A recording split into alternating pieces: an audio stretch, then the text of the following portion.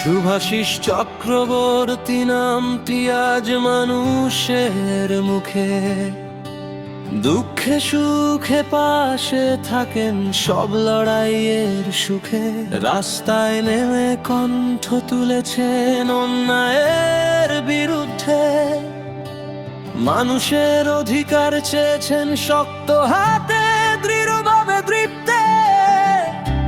মমতা বন্দ্যোপাধ্যায়ের আদর্শ বুকে নিয়ে চলেছেন তিনি মানুষের পথ বেয়ে।